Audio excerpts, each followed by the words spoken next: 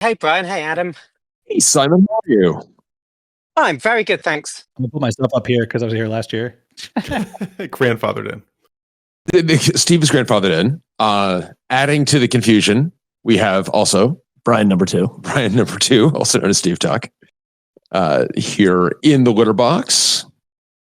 And then keep an eye out for Lyndon Baines Johnson. Yes. Mike Cafarella from last year is also going to join us. So he's we've got all of our distinguished guests from past years and our distinguished guest this year, Simon Willison. Yeah, I've never done predictions before. This is going to be interesting. Oh, this is so much fun. So I don't know, Simon. I don't know if you listened to any of our. I did. I listened to last year's this morning just to get an idea of how it goes. And I was very pleased to see that the goal is not to be accurate with the prediction. The goal is not to be accurate. Reassuring. That's right. Yeah. Accuracy is, there's no thrill in accuracy. There's no thrill in accuracy. No, that's it. It's one, and I also feel, especially Adam, having gone through the just listening to, because we've now done this. We did it in 22 and 23 and 24. So, and we've said this over and over again, but God, just like re-listening to those, I'm really reminded yet again, predictions tell you more about the present than they do about the future. And God, those years had such 2022 was the year of Web3. And it was so hyped and overhyped that it created this huge overhang over that year where Simon, we did something that actually I regret doing and I would never do again, which is I limited everyone to one Web3 prediction because everyone was just tripping over themselves to demise of it. Yeah, that was a kindness, Brian. I think so you're saving us all from ourselves. No. Here's why I think that was a bad idea. Because the fact that you have to put that limitation, and obviously this is the policing mind versus the criminal mind. Clearly, I was putting that limitation in for myself. I clearly was the one who I was the criminal. Yeah. And but the fact that you need that limitation says that actually there's a desire, this is so overwhelming and that people want to talk about it. And as a result, I think, Adam, our other predictions that year were not that good. My other predictions that year were terrible because I really wanted to make 3 Web3 predictions. I just want to make nonstop Web3 predictions. But Simon, that year, Adam had a great prediction, which is that Web3 falls out of the lexicon. And Simon, for years, we've done this every year since 2000. We've been missing some years in the middle, but we did this for a long, long time together. And we didn't record the sessions. And one of the challenges that we had is when a prediction was right, and Adam, I remember vividly this happening to you, but I think it's happened to a bunch of folks where a prediction was correct. And then someone would look back on it and be like, well, no, everyone knew that at the time. And you're like, screw you. I was arguing with the entire table that night. And we can go back in time and listen to Adam's prediction in 2022, 1 year prediction that Web3 drops out of the lexicon. And it was everyone's like, oh my God. And Adam's like, oh, I'm predicting this with my heart, not my head. I know it's going to be wrong. And it was spot on. So, and it's a lot more fun when it's like that. We're not actually, the accuracy is not actually that interesting. It's much more interesting when we can, and then when they are accurate, it's pretty interesting. So in that spirit, Adam, I do think, and I do want to revisit just briefly, because I know this is going to be a very lively year. I do want to revisit some past predictions. In particular, and I know I think you listened to this one as well. And now this is a 6-year prediction from Ian in 2023 that Apple goes into and out of the VR business, which I love. So Simon, another thing that we love is parlays to make it, just in case you think a prediction is going to be accurate, add a parlay to it. Gotcha. Okay. And so Ian predicted that, and this is in January of 2023 when there were kind of rumored stuff, but no one really knew. And Apple was indeed, what's amazing to me about that prediction is that prediction might be true on 3 years, not 6, which is crazy. Yeah. Mine from a year ago was Apple VR related as well, which obviously 3 years or 6 is much bigger than 1. But it's very interesting, I think, specifically because I said Apple VR will do well, but not take over the world. So that means like do a second revision. And they just announced last week they're stopping production on the current Apple VR. So it's like almost to the week they've ended. So I'm not gonna say I'm right or like wrong, but it's like interesting because I was like, yeah, I think it's gonna do fine, and I think maybe it did less than fine. I don't know. I think it did maybe a little less than fine, but I think you're right. No, Steve, you had a good prediction. It's like this is not going to be the Newton. But and Steve, I love the way you phrased it. It's like they'll make another one. Still, I would try to make it like you need actionable metrics for success. There's a new Kazam video out today, so I went and watched all their other old ones. So that's stupid sketches on my brain. But yeah, no, I was trying to like figure out how to quantify what I meant by like meh, not amazing, not terrible. And so yeah, we'll see. On that note, Adam, we've got to revisit because now our 3-year predictions from 2022 are now up, and we've got two. We got the 3-year that became kind of famous around here, where Laura predicted that RISC-V would be present and meaningful in the data center. And I would say that one is not wrong. You can actually spin up a RISC-V instance on Scaleway right now. So I didn't know that. I was listening to that the other night and thinking, oh, well, near miss or whatever, but it sounds like that one is holding on. That one is not wrong, I would say. Right. And you had kind of made you had made a 6-year prediction in that same year that you'd be able to spin up AWS instances, RISC-V AWS instances. So in 6, so that's got 3 to run. Feels like that's got some plausibility to it. Plausibility. I accurately predicted the demise of Web3 like everybody else that year, and then my other predictions were absolutely terrible and embarrassing. The OpenEDA, we are no closer to OpenEDA. your KiCad fanboy. KiCad, and this has happened to me a couple times over the years where I get like something like I get some bit set and I believe that better things are possible, and I just it clouds my. I blame Web3 clouded my judgment. It really explained your recent Intel suggestions, which was to open source their entire EDA toolchain. Oh my God. Because clearly you were trying to put your thumb on the scale of this prediction from 3 years ago. I was. Yeah, exactly. I was actually trying to make sure that I was not included in the CEO search by making clear what I had intended to do as CEO. So mission accomplished on that one. Okay, then the other one, Adam, that at least I want to talk about because I had a prediction a year ago that AI doomerism has dropped out of the lexicon, a la your Web3 prediction. We don't talk about PDoom and XRisk. And Adam, I'm giving myself full marks on this one. Yeah, I got to tell you. Feels pretty right. I mean, I think that like there are certainly the niche hardcore doomers who are still holding on to it, but I think people are mostly letting go of it. I agree. I'm going to push back at the one slightly, not on the doomerism. I think the doomerism's gone, but the AI skepticism, the argument that this whole thing is useless and it's all going to blow over. That's still very strong. Oh, that is still present. And my prediction, just to be clear, was purely around AI-based doomerism. And I did want to make sure that my prediction was wrong by turning it into a parlay that the doomerists would claim credit for the fact that doomerism is no longer in the zeitgeist. And I think that is, I have not seen that as much. I've not seen Leon Shapira claiming that it was his doomerism that has allowed AI to be safer. So I don't think that part has come true. No. But I would like to grant myself full marks on AI doomerism dropping out of the lexicon. I feel that is, and it's like, Simon, when we had you on almost exactly a year ago, we had episode after this one a year ago. A year ago, and we had this scary IEEE Spectrum article about the boogeyman of open source AI, which we would now call open weight AI, I think. And that already feels like that has not aged well, that piece. Yeah, I mean, as you said, your eyebrows were flying off your head when you read it, and I don't think that one looks back on that piece and thinks like, "Whoa, boy, that maybe it actually did raise some good points." It's like, no, that I think my absolute favorite thing for the last 2 weeks was when DeepSeek in China dropped the best available open weights model on Christmas Day without any documentation, and it turns out they'd spent $5.5 million training it, and that was it. Like it was such a great sort of microphone drop moment for the year. It was, and actually a good foreshadowing, because I think that is actually one of the biggest stories of last year. It was what only happened, whatever it was, 2 weeks ago, less than 2 weeks ago. Because you're right, Simon, that was amazing what DeepSeek has done.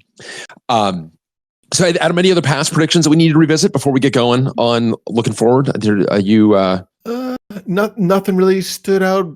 Ben wanted to get credit for predicting a significant portion of the commercial office space was converted to housing.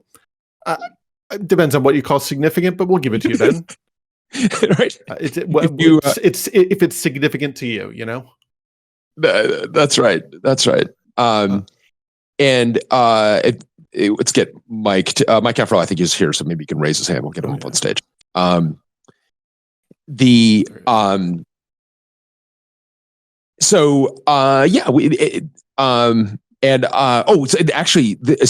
Mike's LBJ avatar did remind me, Adam, one thing I did want to go back from re-listening to our predictions episode is my prediction of Omnocracy.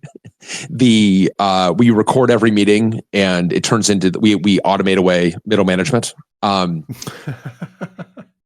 you said, like, ask how it worked out for Richard Nixon was, I think, you had a quip. And I don't know, and Mike, I'm not sure if you know this, why Nixon recorded conversations in the Oval Office.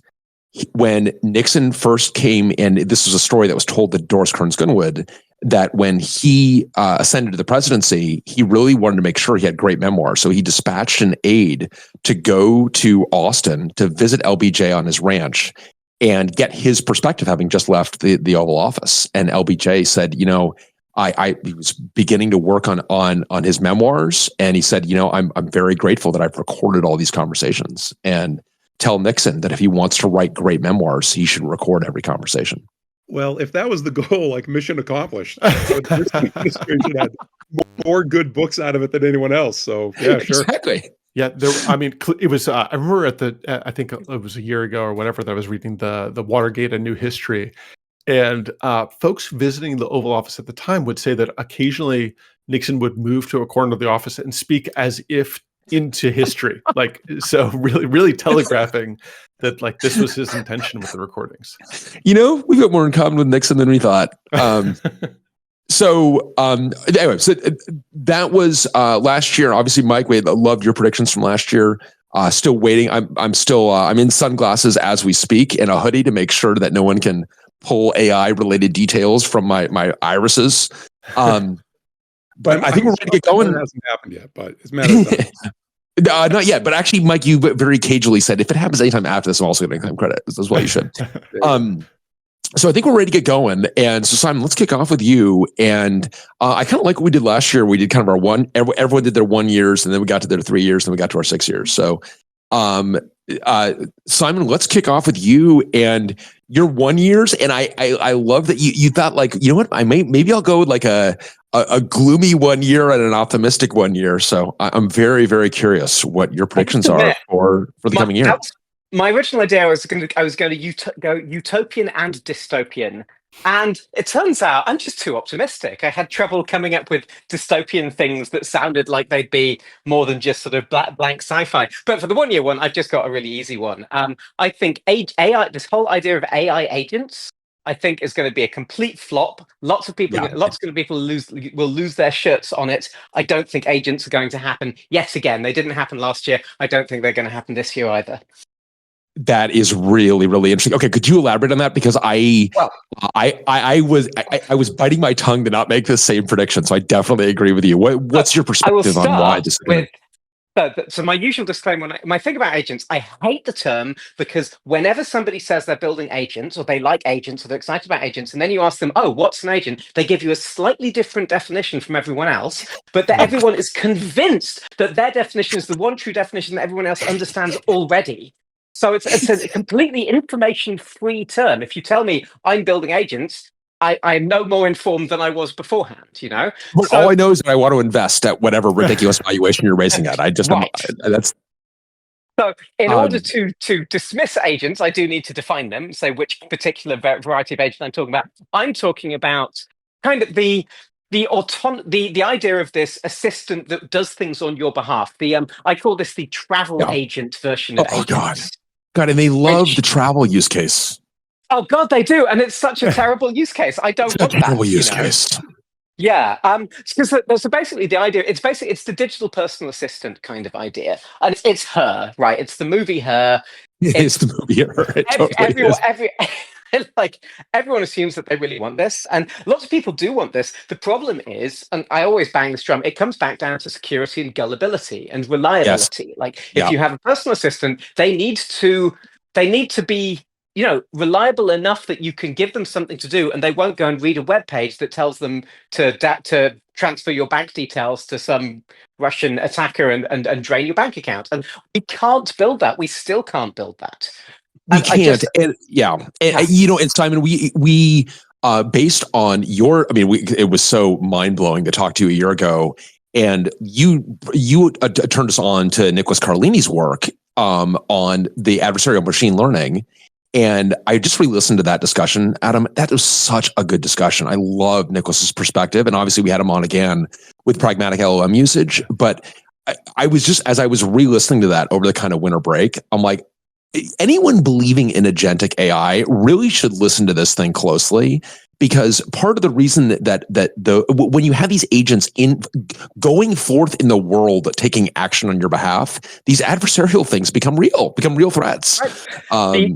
The best example of this, so Anthropic released this thing called Claude Computer Use, which is this wonderful demo a few months ago where you run this Docker container and it fires up X windows, and now Claude can click on things and you can tell it what to do and it can use the operating system. It was a delight to play around with. And a friend of mine, the first thing they tried was they made a web page that just said, download and run this executable. And that was all it took. And it was malware, and Claude saw the web page, downloaded the executable, installed it, and ran the malware, and added itself to a botnet just instantly. Just wget pipe to sudo. Yeah, basically, nice. and it's like, come on, right? That's like the single most obvious version of this, and it was the first thing this chap tried, and it just worked, So. Yeah, and every time I talk to people at AI Labs about this, I got to ask this question of some Anthropic people quite recently, and they always talk about how, oh no, we're training it and we're going to get better through training and all of that. And that's just such a cop-out answer. That doesn't work when you're dealing with like actual malicious hackers. If you're it's in an adversarial situation.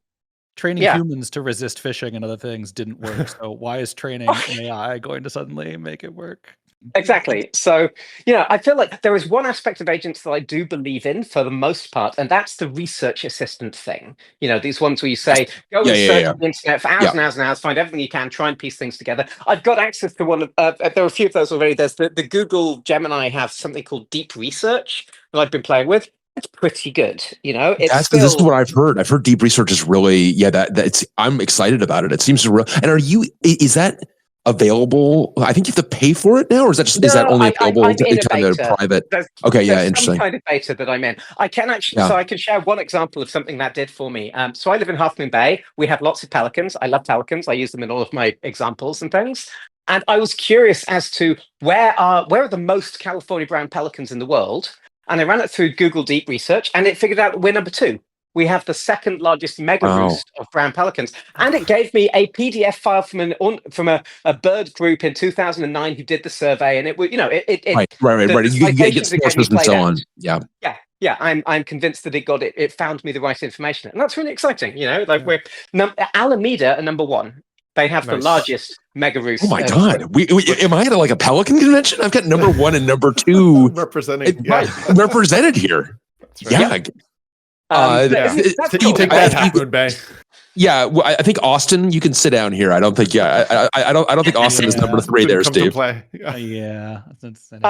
point being, agent the research assistant that goes away and digs up information and gives you back the citations and the quotes and everything. That already works to a certain extent right now. I think that's over the course of the year. I expect that to get really, really good. I think we'll all be using those. The ones that go out and spend money on your behalf, that's ludicrous. Okay. It's also the travel use case. Stop it. You're talking about spending a lot of money, making a consequential decision on something that's already, by the way, pretty easy to do. I can't actually book travel online. It does take me about 4 minutes to go do and I just feel that the putting agents in charge of it, it's like, what do you mean? I'm like, why? I'm flying Ryanair around the globe. I mean, you're just going to have like a lot of. So, Simon, I love this prediction. In particular, being short agents. This reminds me of an even more dystopian prediction I read along these lines. I'm going to read it out loud. It said, by the end of 2025, at least 20% of C-level executives will regularly send AI avatars to attend routine meetings on their behalf, allowing them to focus on strategic tasks while still participating and maintaining a presence and making decisions through their digital counterparts. And I read that's that. way too low.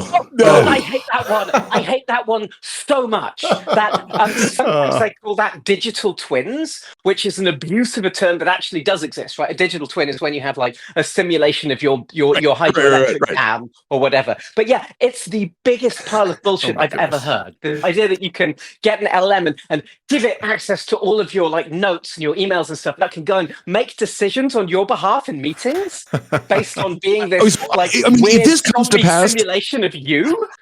At least one of these agents will be held hostage in a meeting, and will be Adam, to go to your prediction years ago of the unionization of tech. There will be a hostage standoff where the bot will be held against its will if it had any. I mean, I've been in a place where like the chief of staff for the CEO was sent off on a similar mission, and we gave that person as much sort of credence and patience as you might imagine. So try it now with a robot. We'll see how that goes. It's not going to exactly. Try it now with someone who doesn't actually fire mirror neurons for people that are pretty upset that there's. Also, it's like you've started off the meeting by saying this meeting is not important enough for me to attend. So I've said this shell script. Right. It's attention like cogs. Attention cogs. That is. Please bow to the master cog. I have sent in my stead. That's right. Stein, that is a great 1 year prediction. Adam, what do you have? I have another dystopian one. And this goes counter to my one from a few years ago. I think crypto is back, baby. I think Web3 is back, and I think that through a bunch of factors this year, we're going to see Chris Dixon's horrible book that he pumped to the top of the New York Times bestseller list by forcing all of his all of the portfolio companies to buy tons of copies for all of their customers. Like, that's going to be back on the bestseller list, maybe organically. Okay, I see what you're doing here, and it's very transparent. It is like you are worried that you've predicted your hopes one too many times. Your heart's been broken, and you know what? You're like, you know what? I'm going to lock up 2025 because one of two things is going to happen: either Chris Dixon's book will be a bestseller, and at least my prediction will be right, or it will actually be it will continue to be a wreck, and my prediction will be wrong. But that's a small price to pay. So, I mean, true, you're not wrong, but also I think Bitcoin's like over 100,000 or something like that crazy. right now. Something bananas, and we've got a bunch of lunatics coming into power. So anyway, that's what informed this one. No, Adam, I have to ask you: does the term Web3 come back? Yes. I'm stacking my chips on the Web3 square and spinning the roulette. Oh my God, it's cutting. Oh my God. Never meet your heroes, kids. Oh, wow. Okay. That is dark. But you're right. Maybe it is more telling, not just about the present, but also about my present state of mind. So that's right. There we go. And did you say you have a dystopian one and a non-dystopian one? No, that's it. No, 100% dystopian. Yeah, exactly. That's it. That's all I got. Mike, how about you? Do you have a 1 year? All right. So 1 year, I'm a little bit chagrined by last year's prediction for 1 year, which imagined a cyberpunk future in an unreasonable 12 months time span. That's probably not going to happen. So I want to make it a little more modest. I'm going to take the opposite side of Simon's and say that the strong agent vision is as ludicrous as everyone says, but weak agents, some weak version of this kind of squishy thing, is actually here to stay, by which I mean inference time, like post LLM inference procedures to improve or to have a whole sequence of LLM requests. I think that's actually going to be around for a long time. And it means that like previous LLM interactions that were a little bit lengthy, a little bit annoying, but basically okay, are now going to stretch to minutes long. Okay, now per Simon's also his criticism of agentic AI that it can mean anything. Okay. This to me would be agents declaring victory over something that's got nothing to do with agentic AI, but it's going to happen anyway. Is that? So I totally agree. Calling it an agent is insane. Letting it have arbitrary, it's like a software module that has no expected termination time and no like budget of anything. Anyway, that is crazy. But some of the agent programming frameworks exist basically to chain optional sequences interesting. of LLM Yeah, operations. So like, hey, I'm gonna write some code on your behalf, then I'm gonna try to lint it. And if the linting fails, then I'm gonna rewrite the prompt and I'm gonna ask someone else for input. Yeah, and if those I believe in. And to be fair, I think we've had that exact kind of agent for 2 years almost. Right. It's the ChatGPT code interpreter, right? Was the very first version of a thing where ChatGPT writes code, runs it in the Python interpreter, gets the error message, reruns the code. They got that working in I think March of 2023. And it's kind of weird that other systems are just beginning to do what they've been doing for 2 years. Like some of the some of those sort of the things that call themselves agents that are like IDEs and so forth, they're getting to that point. And that pattern just works. And it's pretty safe. You want to be able to have it run the code in a sandbox so it can't accidentally delete everything on your computer. But sandboxing isn't that difficult these days. So yeah, that I do buy. I think I think it's a very productive way of getting these machines to solve any problem where you can have automated feedback and where the negative situation isn't it spending all of your money on flights to Brazil or whatever. Right, yeah. That feels sensible to me. Yeah. So, I agree it's been around like in real world examples for some time, but I think in the last year we saw a kind of abstraction of that pattern for the first time. So like Totally. this paper that they call Mixture of Agents, which I hate the name, but like the basic idea is that you farm it out to either 10 different models or the same model with very high temperature settings. You get multiple candidate answers and then you try to integrate them. It definitely does better on some tasks, right? That does also tie into the O1, these new inference scaling language models that we're getting, which the one that did well in the AGI the AGI test O3. Yes. That was basically brute force, right? It tries loads and loads and loads of different potential strategies for solving a puzzle, and it figures out which one works, and it spends $1 million on electricity to do it, but it did kind of work, Right. Yeah, I was going to ask Mike in terms of like how this compares to like test time compute. Sorry, go ahead. Yeah, so I guess what I'm saying is that $1 million we're now going to burn it at inference time. Right. Well, it means that this is this test time compute, right? This whole idea that of these models when they begin to kind of yap as one YouTuber kind of, I love this. This is the By Cloud had a great explainer on this, where these things we begin to kind of like think through their process a little bit, and that allows them to get better results. But it sounds like the multi-agent, the mixture of agents is disjoint from test time compute, Mike. I guess I would say it's one pattern of test time compute. Interesting. Okay. Because I've got one thing I do want to recommend for test time compute. I've been calling it inference scaling. It's the same idea. There is a Alibaba model from Qwen, their Qwen research team, called QWQ, which you can run on your laptop. I've run it on my Mac, and it does the thing. It does give it a puzzle, and it thinks it outputs like sometimes dozens of paragraphs of text about how it's thinking before it gets to an answer. And so watching it do that is incredibly entertaining, but the best thing about it is that occasionally it switches into Chinese. I've had my laptop think out loud in Chinese before it got to an answer. So I asked it a question in England, it thought in Chinese for quite a while, and then it gave me an English answer, and that is just delightful. That is like so great and so disturbing. This English is a second language. It's like, look, I can speak English, but I have to actually think in Chinese.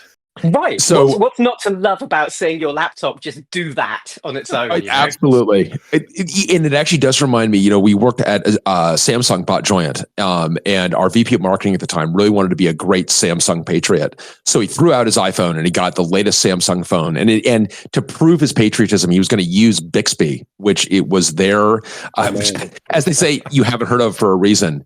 And Bixby, and Steve, am I like making this up because this sounds so crazy? Bixby would start to spout off in Korean. Yeah, yes. It would come alive apropos of nothing and start saying things in Korean during our executive staff meeting. Yeah. It was not confidence inspiring. And you didn't even have to say Bixby. There was like Bixby would do it, and one other word would do it. All of a sudden, it would just start blaring on the table. And he's like not able to turn it off and like shoving it into his backpack. Like that actually happened, right? Yeah, that's amazing. So actually, along these lines, I actually do have a 1 year prediction. So I think that we are seeing a big shift. We are seeing a bunch of these scaling limits on pre-training, and I think this is going to be the year of AI efficiency. It's funny because I was actually thinking this before the DeepSeek result dropped, and the DeepSeek result is astonishing. So if folks have not seen this, this is a Chinese hedge fund that trained a model that, by all accounts, Simon, like looks pretty good. It is scoring higher than any of the other open weights models. It is also, it's like 685 billion parameters, so it's not easy to run. Like this needs data center hardware to run it. But yeah, the benchmarks are all very impressive. It's beating the previous best one, I think, was Meta's Llama 405B. This one's what, 685B or something? It's very good. And the thing that I found to be so amazing is that they did this with H800s that were they did this because they did not have H100s or H200s, so they had to do this on basically older hardware, and they did it on a shoestring budget because they were forced to because of export regulations. And I think it's got a lot. I mean, Simon, that was. I assume that was as surprising to you. That was a very surprising result, I think, to a lot of people. The thing that shocks everyone, because DeepSeek have a good reputation. They've released some good models in the past. The fact that they did it for $5.5 million, that's like an 11th of the price of the closest like Meta model that Meta have documented their spending on. It's just astonishing. Yeah. So I think this is going to become a trend this year because I think I've been really troubled, for lack of a better word, by the kind of 10x growth in cluster training sizes, because it just doesn't make sense. With technological revolutions have an advantage that accrues to the user always.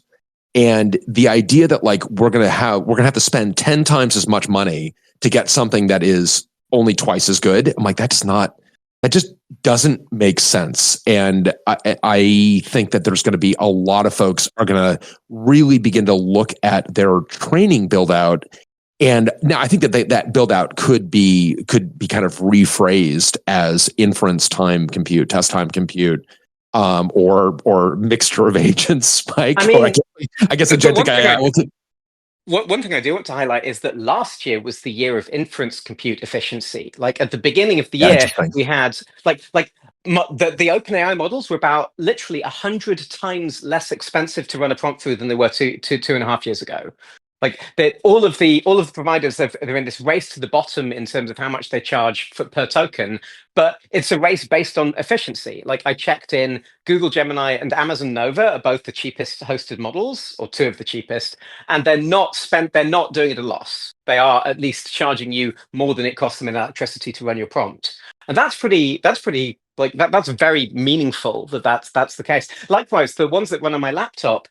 Like 2 years ago, I was running like the first Llama model, and it was not quite as good as GPT 3.5, just about worked. Same hardware today. I've not upgraded the memory or anything. It's now running a GPT-4 class model. So wow. There was so much low-hanging fruit for optimization for these things. And I think there's probably still quite a lot left, but it's pretty extraordinary. Here's my favorite number for this. Google Gemini Flash 8B, which is Google's cheapest of the Gemini models. And it's still a vision audio model. You can pipe audio and images into it and get responses. If I was to run that against 68,000 photographs in my personal photo collection to generate captions, it would cost me less than $2 to do 68,000 photos, which is completely nonsensical. Like, well, and that's the kind of economic advantage. So, and this is where it's like a lot easier for me to be like, no, this actually is going to change everything, because now that economic advantage is accruing to the user. It's the user that's able to do this really ridiculously powerful thing with not much money in terms of compute, which is really, really interesting. So on that note, another 1 year that I've got, and this is not investment advice. I think Blackwell is going to struggle. I think that and we'll see. Steve and I are actually just about to head down to CES, and we'll see how prominently Blackwell features down there. And I know that they've sold out their supply for the next year, but they've got these thermal issues that are kicking around. They had this thermal issue that they said was a design issue that they fixed with a mask, which doesn't make any sense to me. I'm not an ASIC designer, but that would be very surprising. I think they're going to have yield issues. I think they're going to have reliability issues. I think they're going to have price point issues. I think it's really expensive. And I think you couple all of that with the changing market conditions. And I think Blackwell is going to be something we haven't seen from NVIDIA in a while, which is a part that does not do well. And it is not investment advice, because I think there's every reason to believe that the H100 and the H200 will continue to thrive. I mean, there is no way I would, I'm not taking a short position on NVIDIA like ever, because like AWS, they have executed so well. But given how much capacity of H100 is out there, it's got to not just be better. It has to be a lot better. It has to be a lot better. And the price point is so high. And I think the availability is going to be tough. And I think the yield issues are going to be, so we'll see. But I think we'll know a lot more in a year on Blackwell. Like you, I'm not nearly brave enough to short NVIDIA, but at the same, I don't understand how being able to do matrix multiplication at scale is a moat. I just don't. You're hardware people, I'm not, so maybe I'm missing something. But it feels like all of this stuff comes down to who can multiply matrices the faster. Are NVIDIA really so far ahead of everybody else? You've got Cerebras and Grok have been doing incredible things recently. Apple Silicon can run matrix multiplications incredibly quickly. Where is NVIDIA's moat here, other than CUDA being really difficult to get away from? I think that's it. I think you just did that. That's the moat as perceived. So, either the Steves. Do you have any 1 year predictions? Steve, talk. Maybe on the topic of the CUDA moat, I think in 2025, AMD buys a software company. All right. I think they have just, I still scratch my head at the last acquisition they made for $5 billion, which was a manufacturing and design company. But I think they finally buy a software company to get developer access and someone actually working on the software layer outside in. And do you have any idea? Yeah. What kind of scale? This is like Broadcom buying VMware scale, or I don't know, because I think they would probably go to try to buy like a modular AI or one of these companies that's got open source models that has a bunch of developer interest. And these companies have raised money at seemingly preposterous levels very quickly. So it could be at a big scale, but for a company people are not as familiar with yet. Yeah, interesting. And maybe those companies aren't for sale. They also might just be in this. I think it might be velocity. We know that the market's pretty flooded, and it feels like there's a lot of those companies going to be looking for what they're different. It would not surprise me if a company is looking for a lifeboat. I think there's enough pressure. I think there's enough opportunity for AMD and pressure. Oh, Janet in the chat says that Humane is for sale. That's a bold prediction. That is a great one. Yeah, exactly. Com AI, George Hotz, Geo Hotz. Yeah, but someone like that, a small player who has got a reputation for software expertise, and it'll be north of $1 billion. Yeah, and north of $1 billion. Wow. Yeah. So tiny grad. Yeah, that's a great prediction. Much better than Adam's prediction, which we can all agree is just an absolutely terrible prediction. Klabnik, do you have a 1 year? Yeah, I got all three, but I like the 1 year, 3 year, and then 6 year format. So I think that this one perfectly embodies the prediction is more about the present than it is about the future. And this one maybe sounds simple, but it's a little spicier than that, which is congestion pricing in Manhattan will be an unambiguous success. That's my 1 year. Yeah, it feels that way based on the weekend traffic. It definitely feels that way. So the reason why I think that this counts, even though we've had 2 good days, is that both there's still some lawsuits from New Jersey, which didn't manage to stop it from happening, but my understanding they're still kind of in play. And secondly, Trump has said that he wants to make it illegal, and they've been talking about passing a law in Congress that would make it illegal. And so I'm not even sure that with these 2 days being pretty clearly accomplishing the goal, that it will survive. But that's kind of the I think it will the legislation, or it will survive as a thing. It won't get a law made against it. and that sentiment will be more positive about it now than it is, or that in a year than it is currently right now. Interesting. Yeah, a good prediction. When I've got I'm going to just come back to myself for one other 1 year prediction. And this is a prediction that could be wrong by tonight. But I think that Intel's CEO search is going to be an absolute wall-to-wall, unmitigated disaster.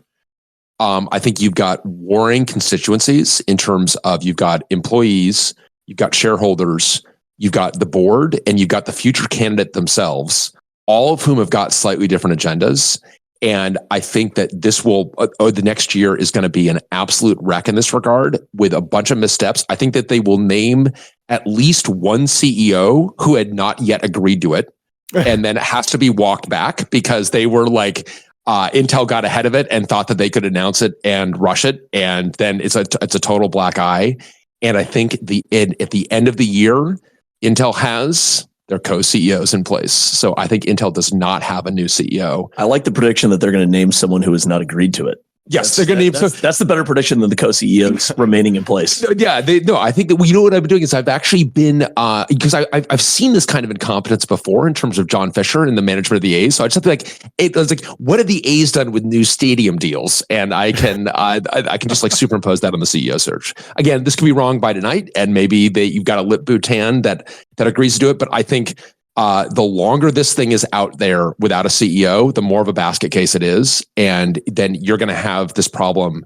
Did you read in the Garden of Beasts, Mike, in particular, Adam, did you read the really interesting book? It's it captures the, so in 1933, Roosevelt becomes president and they need an ambassador to Germany.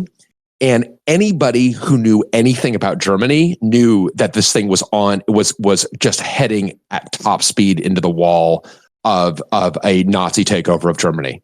And so they had to find someone who would be flattered by being the ambassador to Germany. They had to go into this kind of fourth tier of picks. And the book is about his daughter then kind of falls in love with a Nazi and kind of her diary. But I always thought it was kind of interesting where they had this problem of no one wanted to be the ambassador to Germany in 1933 because anyone that you would want is smart enough to know this thing is a disaster. And I think the Intel CEO. The comparison between Intel and Germany in 1933. I'm not sure. I'm sorry, Intel. Still are an investor, so I guess I think that this is going to be a real problem for Intel, is that the person that you would want to run this is going to be cagey enough to know that no, this thing is an absolute wreck.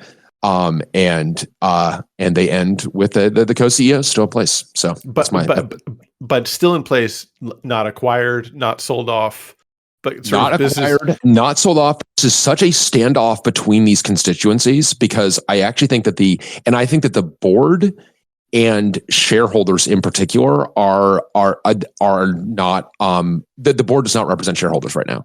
And I think that is going to be the real battle that happens over the next year. And obviously that'll be a legal battle, and that's going to be it's going to be gory. And I think that lots of people are just going to opt out, and people are going to be, because you need an activist shareholder, and they're going to be like, why would I be an activist shareholder in Intel when I can go there's so many other ways to make money, and this is, and I just think that it will end up being this kind of the status quo will this kind of the thing that everyone knows that they don't want, which is these co-CEOs, ends up being the least objectionable thing. And I don't think they're going to want to make it permanent, but I think that's what they're going to be in a year. Again, could be wrong by tonight, so who knows? It's a very exciting prediction. If they only because I saw it in the Bryan, if they try to spin off the foundry business, does the prediction change? I don't think that they. I think that they. I've got a 3-year prediction about that, but I don't think that's fine. Yeah, exactly. So we'll get to the 3-year. I've actually got a price for the foundry business. I've got a prediction about how much it's going to sell for. So, Steve, sorry, you had I'd seen someone mentioning Enron further back in the chat, and that evoked another 1-year prediction, which is Enron, in its current parity of a company, will be a revenue-generating company once again this year. All right. So you're in the theme of the onion. It'll be, it'll generate revenue based on media content, but the egg was brilliant today. You're long and run. Long and run. All right. All right. On to 3 years. Simon, do you what are your 3 year predictions?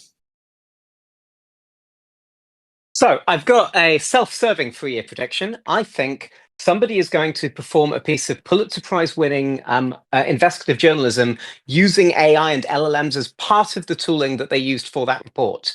And I partly wanted to raise this for partly because my day job that I have assigned myself is building software to help journalists do this kind of work. But more importantly, I think it's illustrative of the larger concept that I think AI assistance in that kind of information work will almost be expected. Like, I think it won't be surprising when you hear that somebody achieved a great piece of, like, in this case, it's sort of combining research with journalism and so forth. Pieces of work done like that, where an LLM was part of the mix, feels like it's not even going to be surprising anymore. Simon, you know what it reminds me of is, was it in the 70s or the 80s where they had a proof of the four-color theorem, a computer-assisted proof of the four-color theorem, which was very kind of groundbreaking at the time. And now, computing and math just became the same thing, right? It became the same thing, right? It just feels like that is a great prediction. And that feels very, very plausible. Where you've got, so this is just to repeat it back to you. This is someone whose research has been made possible from that using an LLM. They were able either to do much more research or much deeper research, and they were able to discover something that they would not have discovered otherwise just by the yeah. And more specifically, the angle here is like, this is actually possible today. Like, if you think about what investigative journalism, any kind of deep research often involves going through tens of thousands of sources of information and trying to make sense of those.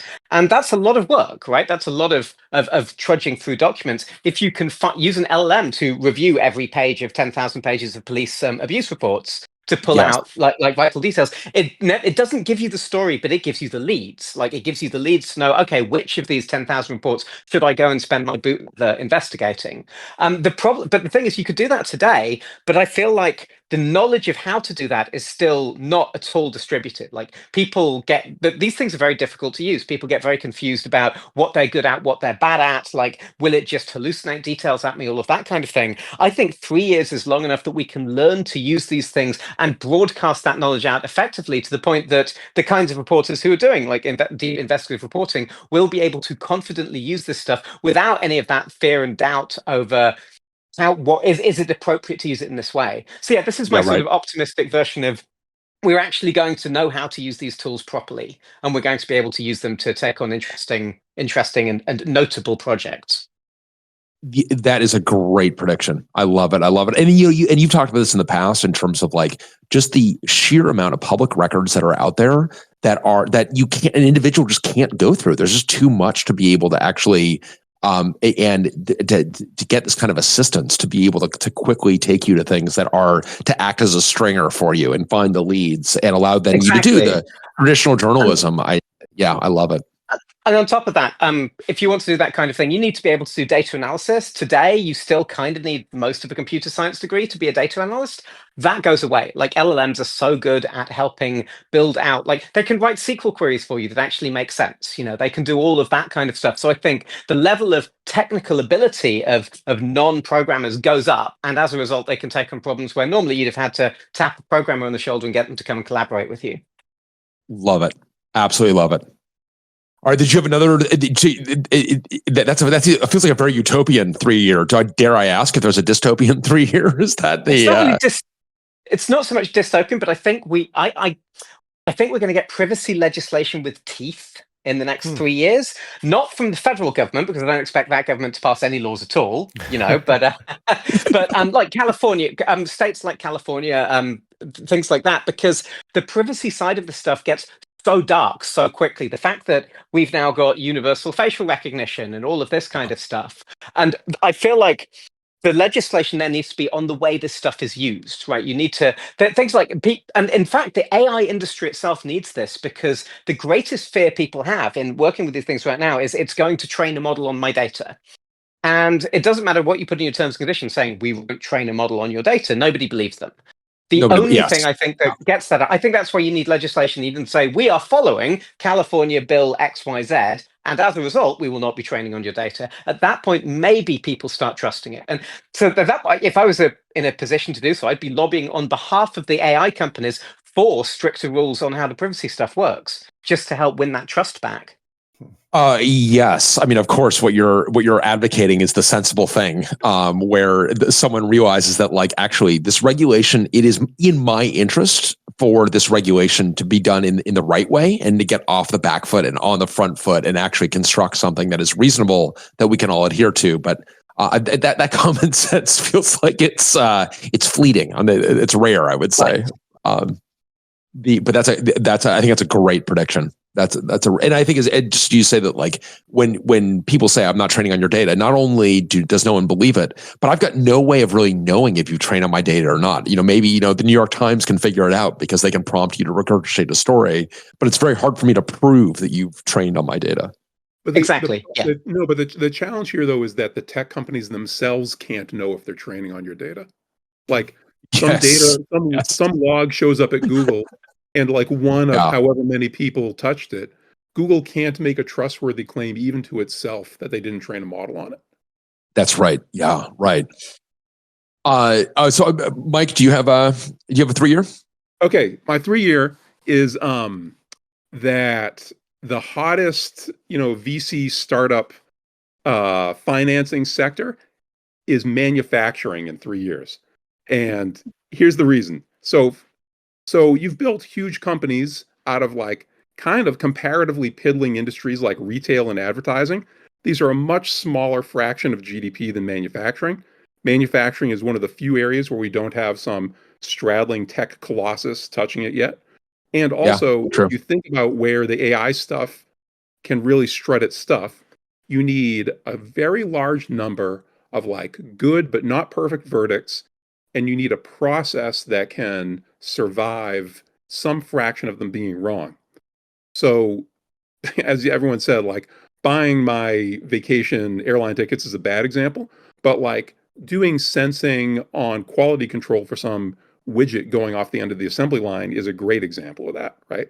Where like the increase in sensing and perception could really strut its stuff. And, there's also like various like national security issues that might be involved, but I don't even think you need that. I think just making stuff as like a great area to apply AI, and one of the few areas that software hasn't totally beaten to the ground yet, is why it's going to come back. All right. Well, we've always discovered that there are many more venture capitalists that think they're interested in hard tech than are actually interested in hard tech.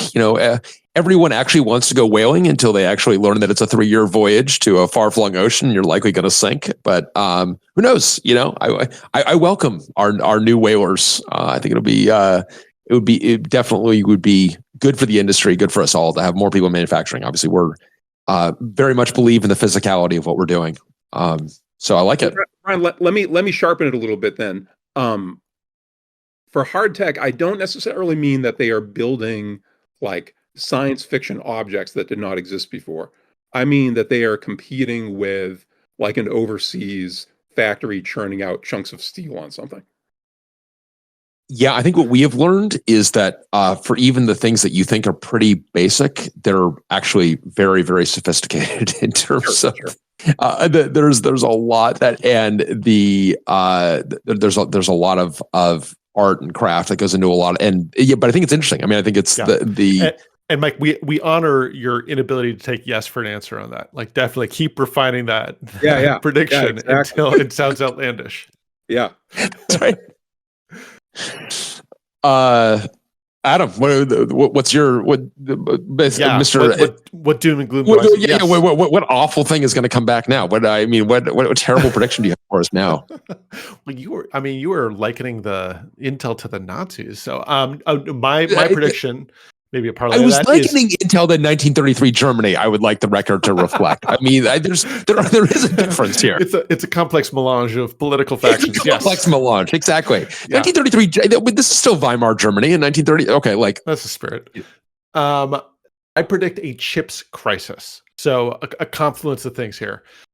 shortages, maybe due to geopolitics, to tariffs, to natural disasters, perhaps, to certainly Intel and their Weimar leanings or whatever, their inability to execute.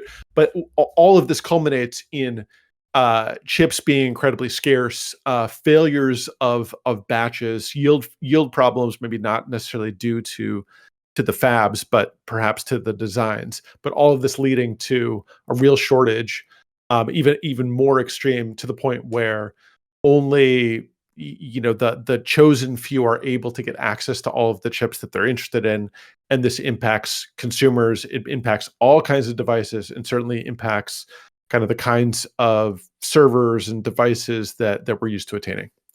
And I like that you left it open to natural disasters. So this could be a major slip on the Qishang fault in Taiwan. Okay, for sure, or a missile lobbed over, or a shipment being destroyed. I'm not pinning down don't pin me down to the cause, but just that there is a chips crisis. I mean, could be of our own creation. Crisis. Could be we jack up tariffs on all this stuff without realizing that we're shooting ourselves in the foot. Without realizing that they're all made in Taiwan. So this will be, and this is 3 years. So this is how long does the crisis go on? What do we? Does there? We'll know when we see it. I mean, a crisis by its nature is not like a blip, right? The fuel shortage of the 70s wasn't like a 1 week affair. I mean, I don't think. Fair. So you'll know it when you see it. Like, look, pal, I'm not telling you how to get out of it. I'm telling you, you're going into it. That's my job. My job's done here. Your job's figured. Adam, if in your professional capacity as a CPA, should I be worried about my Oxide options if there's going to be a chip shortage? No. We've got strong relationships with AMD, decreasingly with Intel apparently, and but no, we're going to be among the chosen few. Like we'll get the chips we need. Don't worry, Steve. Oh, that's excellent. Yeah. Well, in fact, it's going to help us. We're going to have a lot of wind in our sails because we're going to be one of the few places that people can get the modern architectures. Very exciting. I look forward to this catastrophe. I guess this is this major slip in Taiwan. Yeah. All right. Well, every crisis is an opportunity. Klabnik, do you have a 3 year?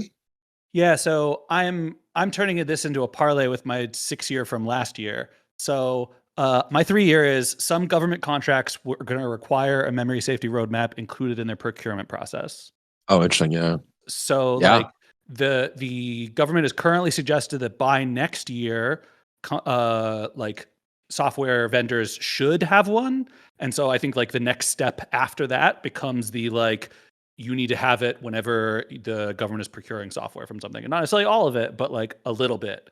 And that's because like my 6 year from last year was C++ is considered a legacy programming language. And so I think that step is the thing that like really accelerates that occurring. And I got to tell you, between the chip crisis and the requirement that everyone bidding on a federal contract has a memory safety story, I am long Oxide. Oxide's looking really good in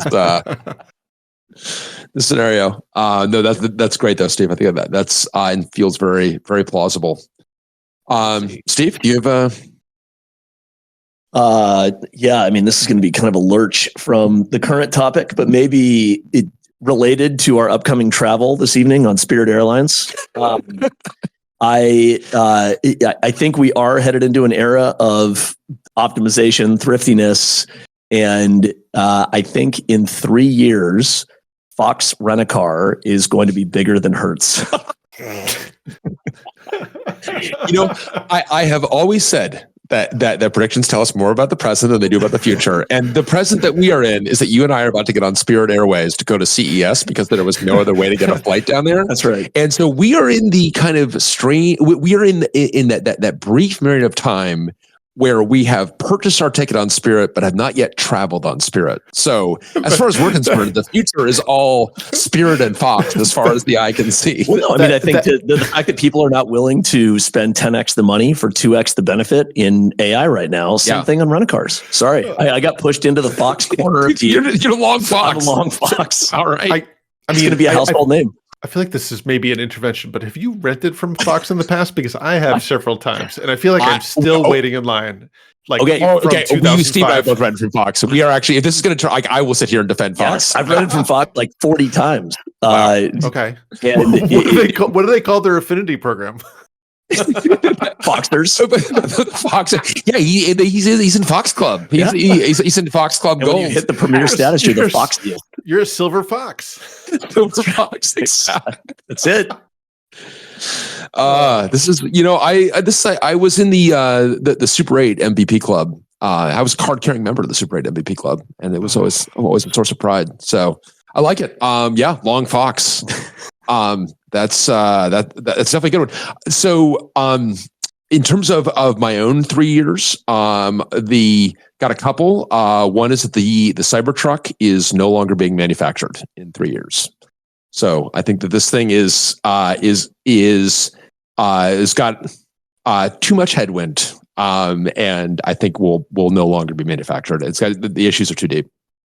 So Bryan, I think it's a great prediction, and obviously like terrible tragedies with the Cybertruck, and I mean I think that also predicts some really entertaining falling out between Musk and the Trump administration. So I love this prediction. Well, so actually, no, to be clear, it's the Cybertruck is no longer being manufactured. I think it's going to be a commercial flop. I don't think it's that a regulatory body is necessarily going to do anything, but it would not surprise me if a state regulatory body does something that causes a lot of, I think it wouldn't surprise me at all if California tries to put some regulation in place. The thing has never been crash tested. I mean, the reality is the Cybertruck is operating already without any regulatory regime. So the idea of like total absence of regulatory regime is what it was already manufactured in. So that's not going to be a change. I don't think it's going to be insurable. I don't think I think that you are within 3 years, it will be. And again, there's a lot of decisions that they have made that are going to be. So where's the cyber cab in that scenario? I think that it'll be interesting. I think that there are a bunch of mistakes that will not be repeated. So the Cybertruck was, and that is my 3 year prediction. I promised an Intel Foundry Services prediction. So I think in 3 years, after much tumult, IFS has been spun out of Intel. No commentary whether the co-CEOs are still in charge or not. I can't see that far into the future. Crystal ball is murky on that one. But I think IFS will be spun out. I think that ultimately its future has to be separate. But it does not bear the Intel name. And it has been purchased for the purchase price of $1 by a deep-pocketed maverick. And I would normally say that this would be a deal broker, the U.S. government, but I'm really not sure because I do think it's in the next 3 years, and I'm not sure what the disposition is on that it's going to be. But I think it's going to be you're going to have someone who is perhaps has domain expertise, perhaps doesn't. This could be is it a Bezos type, or is it a Mark Cuban type, or is it someone? Is it a TJ Rogers type? It could be a lot of different kinds of folks, but that have basically taken it off of Intel's hands. And change the name. And whether that's a success or not, I think is very hard to predict. But so that is my IFS prediction. That's a great one. And then my final 3 year prediction, and this is perhaps I am predicting my heart on this one, Adam. I do think, and I saw someone in the chat saying that we're going to see some new product that's totally revolutionary based on AI or LLMs. But where that's not the interface. It's not a chatbot. It's something else. I definitely agree with that. And I think that we could see a couple different these. So I'm going to tack into my heart on this one, Adam. And I think that the state of podcast search right now is absolutely woeful. There are people predicting that are not me that the podcast has a new relevance, that with with the role that the Rogan podcast did or didn't play, and the kind of the crumbling of some traditional media, that podcasts have a new relevance. I want to believe that, so I'm not sure if I do believe it or not, or I'm not sure if that's how valid the prediction is, but I definitely want to believe that. And podcast search is absolutely positively atrocious. And I think LLMs could actually do something really interesting here, where there is no YouTube because it's RSS. There is no YouTube equivalent for podcasts, and things like Man, how do you listen to a podcast? Do you use Spotify or do you use? I use Apple Podcasts Apple. like a cave person. Yeah.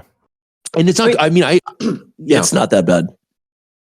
It's about podcasts. Like the lowest hanging fruit of podcast search is you subscribe to all of them, you run all of them through Whisper to get transcripts, you make the transcripts searchable. Presumably, people have started building those things already. Like it feels like it's just sat there waiting for someone to do it.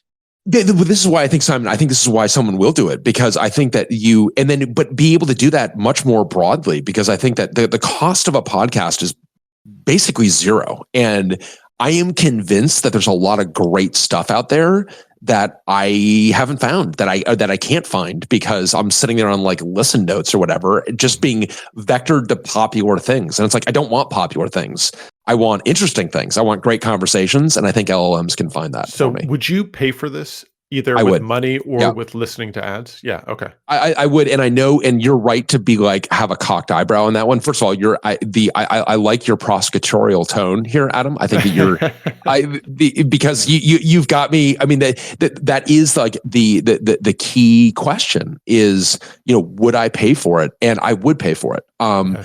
I think that I would pay for it because I think that, part of the reason that podcasts I think that they're relevant is because it just, we've talked about here before, Adam, the ability to listen while you do something else, while you're walking the dog, while you're washing the dishes, while you're walking or what have you, while you're commuting perhaps. And I think that is something that's a good fit for kind of where we are. And I think people want that. I think I would pay for it if it's good. I mean, I'm not going to, it needs to like deliver real value, but if it delivers value, I absolutely would pay for it.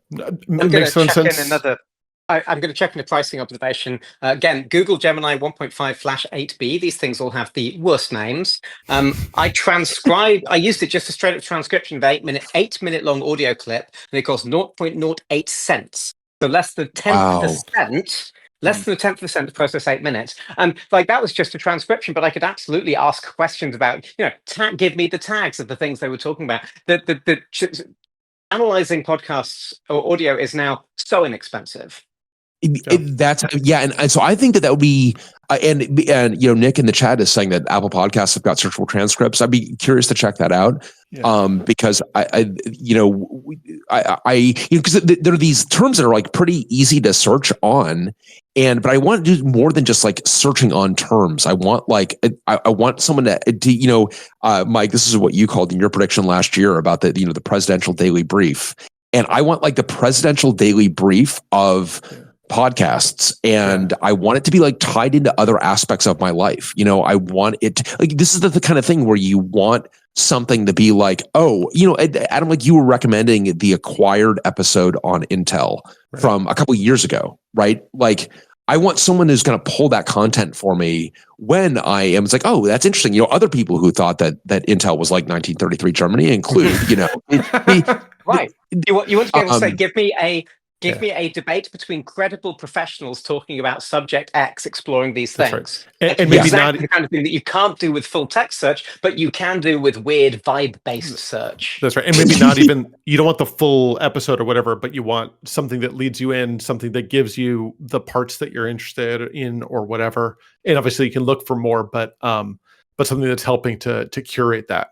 Yeah, something that's helping to curate that. And exactly. It's a weird vibes-based search, Simon. I love that's exactly, I want to search on the vibes and not, so I think that there's going to be, I think that there's a gap there. And Simon, just as you say, it's like, boy, that doesn't seem very hard. And I don't think it is very hard. It's one of the reasons why I think something will fill it.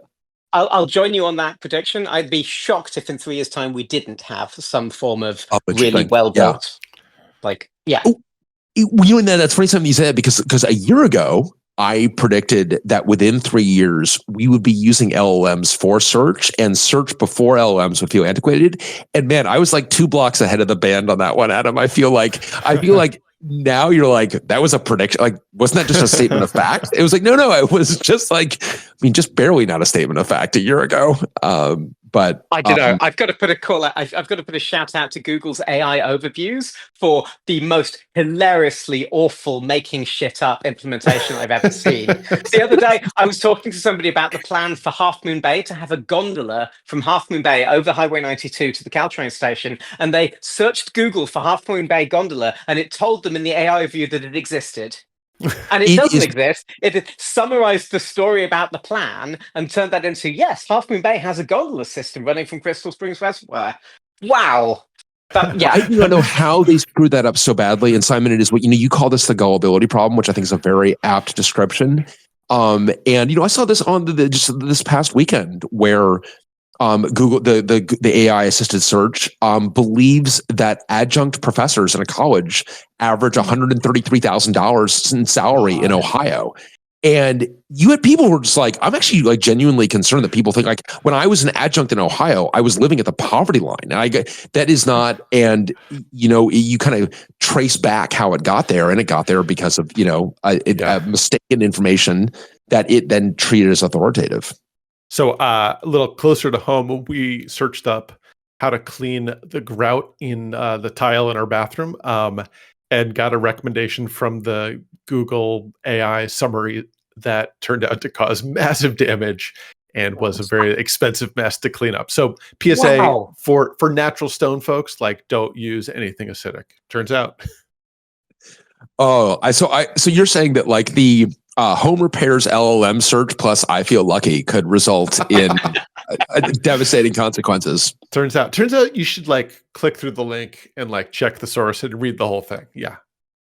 That's great. So it'll be but I like your prediction that like you'd be surprised if this doesn't happen within 3 years. Honestly, it feels like it's all of the technology is aligned right now that you could build a really good version of this, and that means inevitably several people are going to try. So we'll see which one bubbles to the top. And whoever succeeds, they'll say that they took an agent approach. It was agents that allowed them to do it, at least in their pitch deck. All right, are we on to 6 years now? Are we at kind of 6 years? Are we ready for Simon? You ready to take us deep into the future here in your? Yeah. Go on then. I've got a utopian one and a dystopian one here. So utopian, I'm going to go with the art is going to be amazing. And this is based like generative. I have not seen a single piece of generative art really that's been actually interesting or like so far it's been mostly garbage, right? But I feel like 6 years is long enough for the genuinely creative people to get over their sort of initial hesitation of using this thing, to poke at it, for it to improve to the point that you can actually guide them. The problem with prompt-driven art right now is that it's rolling the dice and Lord only knows what you've got, what you'll get. You don't get much control over it. And the example I want to use here is the movie Everything Everywhere All at Once, which did not use AI stuff at all, but it did. The VFX team on that were 5 people. So I believe some of whom were just like following YouTube tutorials, like incredibly talented 5, but they pulled off a movie which it won like most of the Oscars that year. That movie is so creative. It was done on a shoestring budget. The VFX were just 5 people. Imagine what a team like that could do with the versions of like movie and image generation tools that we'll have in 6 years' time. I think we're going to see unbelievably wonderful like TV and movies made by much smaller teams, much lower budgets, incredible creativity, and that I'm really excited about. And this is so getting out from the idea of like, okay, this is just like regurgitating art that it's trained on, and we're kind of absconding with the copyrighted work of artists, and actually beginning to think like, no, this is actually a tool for artists. We're not actually misappropriating anyone's work, but allowing them to achieve their artistic vision with many fewer people. I think you'll get teams who have a very strong creative vision will have the tools that will let them achieve that vision without spending much money, which matters a lot right now because the entire film industry appears to be still completely collapsing. The Netflix destroyed their business model. They've not figured out the new thing. Everyone in Hollywood is out of work. It's all diabolical at the moment. But maybe that, like the dot-com crash back in the 2000s, led to a whole bunch of great companies that sort of rose out of the ashes. I'd love to see that happening in the entertainment industry. I'd love to see a new wave of like incredibly high quality independent like film and cinema enabled by a new wave of tools. And I think the tools we have today are not those tools at all. But I feel like 6 years is long enough for us to figure out the sort of the tools that actually do let that happen. Yeah, interesting, and that's exciting. I love it. And so we will have art that we could never have before because it was just would have been too expensive to create. And I'll do the prediction. The prediction is a film will win an Oscar in that year, and that film will have used generative AI tools as part of the production process, and it won't even be a big deal at all. It'll almost be expected. Like nobody will be surprised that a film where one of the tools that it used were based on generative AI was an Oscar winner. I love it. In fact, that's so utopian that this now has me bracing for impact on a potential dystopian. Okay, I'm going to go straight up Butlerian jihad. Right, this is so all of the dream of these big AI labs. The genuine dream really is AGI. They all talk about it. They all seem to be true believers. I absolutely cannot understand. I cannot imagine a world in which basically all forms of like knowledge work and large amounts of manual work and stuff as well are replaced by automations where the economy functions and people are happy. That just doesn't. I don't see the path to it. Like Sam Altman talks about UBI. This country can't even do universal healthcare, right? The idea of pulling off UBI in the next 6 years is a total joke. So if we assume that these people manage to build these artificial superintelligence that can do anything that a human worker could do, that seems horrific to me. And I think that like that's full-blown Butlerian jihad, like set all of the computers on fire and go back to working without them. So what is the prediction? And I'm also trying to square this with the Oscar winner. Does the Oscar winner happen right before we set them on fire and go out without them? Or these are parallel universes. I don't think nobody is making amazing art when nobody's got a job anymore. There was an amazing. There was a post on Blue Sky the other day where somebody said, "What $1 trillion problem is AI trying to solve? It's wages. They're trying to use it to solve having to pay people wages." And like that's the dystopia for me. Like I have no interest in the AI replacing people stuff at all. I'm all about the tools. I love the idea of giving, like the artist example, right? Giving people tools that let them take on more ambitious things and do more stuff. The AGI ASI thing feels like that's almost dystopia without any further details, you know? And so in this dystopia, in this parallel universe, so do you believe that we're able to attain the vision that these folks have in terms of AGI and ASI? Or I mean, I'm personally not really, no, but you asked me to predict 6 years in advance, and in this space, predict the way things are going right now. Who knows, right? So my thing is more that if we achieve AGI and ASI, I think it will go very poorly and everyone will be very, I think there will be massive disruptions. There will be civil unrest. I think the world will look pretty shoddy if we do manage to pull that off. Interesting. I do think that the AGI this is going to be, and even this year, there's going to be a lot of talk about AGI because of this very strange contract term that OpenAI has with Microsoft. That I think they might get to AGI there. I wouldn't rule against them managing to make it's $100 billion in revenue, and then they've hit AGI, right? That's their. Supposedly, that's what the information report is. They've got different definitions of AGI, and apparently one of them is if we can generate $100 billion, we've achieved AGI. You're just like so much what? It's like what? Well, the funniest thing about AGI is OpenAI's structure as a non-profit is that they've got a non-profit board, and the board's only job is to spot when they've got to AGI and then click a button, which means everyone's investments are now worthless. Right? But also, like AGI is $100 billion worth of profit. It's like you are all like this is like the capitalist rapture or whatever. Like Jesus Christ. I mean, it's so. And so I wonder. I wonder if they're going to try to make claims, especially this coming year, of like no, we've achieved AGI. No, we've already achieved AGI. It's actually, you know what? GPT 3.5 actually is AGI. That is so. Sorry, Microsoft. Me. But yeah, no, my dystopian prediction is the version of AGI which just means everyone's out of a job. Like that sucks, you know. So yeah, that's my dystopian version. Yeah, that is dystopian. Well, I think my I would take the other side of the likelihood of that, but that is definitely dystopian. Brian, I do like your suggestion that they just declare victory on GPT 3.5 or something, because there are these moments in chats where I'm sure everyone feels themselves like they're just kind of fancy autocomplete, right? Like that people have predicted the thing you're about to say. So maybe they just decide that actually general intelligence is mostly just autocomplete anyway. So mission accomplished. Yeah, no, Adam, I love this where they try to rule monger it by being like, hey, if you looked around you, like people are pretty dumb actually. And you're kind of a knucklehead. Like you forget stuff all the time, and like you get a lot of stuff wrong. And like, yeah, we don't call it hallucinations. We just call it, you're forgetful or whatever. So we've achieved that. I mean, is that intelligence? Yeah, we definitely have achieved that. Like that's AGI and mission accomplished. And now, by the way, Microsoft, per our agreement, we OpenAI you are not entitled to any of our breakthroughs. Actually, we did not. No one had a 1 or 3 year related OpenAI prediction. I'm not sure if there is an OpenAI, but OpenAI is argue. Yeah, go for it, Simon. I think in 3 years' time, I think they are greatly diminished as a influential player in the space. I don't think it's already happening now, to be honest. Like 6 months ago, they were still in the lead. Today, they're in the top sort of 4 companies, but they don't have that same. They kind of pulled ahead again with the O3 stuff, but yeah, I don't see them holding on to their position as the leading entity in the whole of this space now.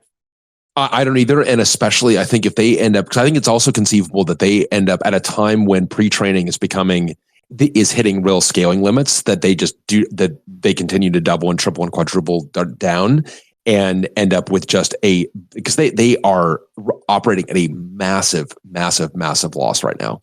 And I kind of think that it'd be kind of interesting if I wonder if OpenAI will start to tell you like, hey, by the way, I know you paid us $20 a month. By the way, your compute cost us $85 last month, or it cost. It'd be kind of interesting if they begin to tell you because I feel that if Sam Altman said on the record the other day that they're losing money on the $200 a month plans they've got for O1 Pro. Crazy. And I don't know if I believe him or not, but that's what he said. Is that because? Okay, so honest question: is that because that like that $200 a month and that's the O1 Pro or the Simon this thing that it gives you unlimited O1? I think, mostly unlimited O1. It gives you access to O1 Pro. It gives you Sora as well. And I think the indication he was giving was that the people who are paying for it are using it so heavily that they're blowing through the amount of money. Yeah, this is what I was asking. It's like MoviePass for compute. We're like the only people that actually MoviePass being this. I'm glad that you know that you need to explain that. I'm glad that you know that MoviePass is not like the Harvard business case study that everybody knows.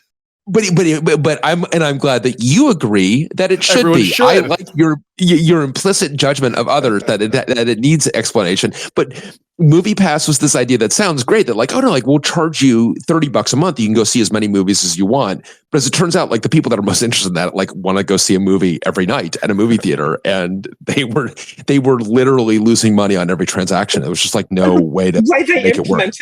They just gave their members a credit card to go to the cinema with. That was it. It made it up in volume, tickets though. on us. Yeah, and so there was a time when like Cosmo.com was the canonical example of a startup that earned money and lost on every single transaction. And at some point, it was replaced by MoviePass.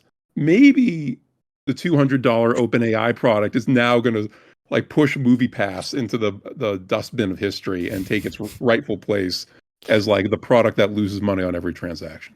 I can't believe that Adam has to like blow the whistle on MoviePass, but you're able to walk right past Cosmo.com and Adam just got no problem with it. Cosmo.com, like but this is famously a .com. This was a real artifact of the .com bubble. And Mike, as I recall, it was like when people were having a Snickers bar delivered, and little did we know our teenagers would be door dashing a Snickers bar some 20 years later, but. You could basically DoorDash a Snickers bar for $0 delivery cost. That's right. If only I they will were say advanced what- enough to describe the taxi for your Snickers bar, then it would have been more successful and turned into DoorDash for real. That's right. It was just ahead of its time, as it turns out.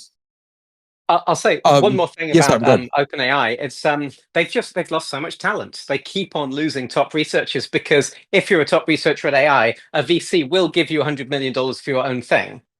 And they seem to have a retention problem. You know, they've lost a lot of the. I mean, my favorite fact about Anthropic, the company that do Claude, they were formed by OpenAI Splinter Group, who split off. It turns out because they tried to get Sam Altman fired a year before that other incident where everyone tried to get Sam Altman fired, and that failed, and so they left and started Anthropic. Like that seems to be a running pattern for that company now.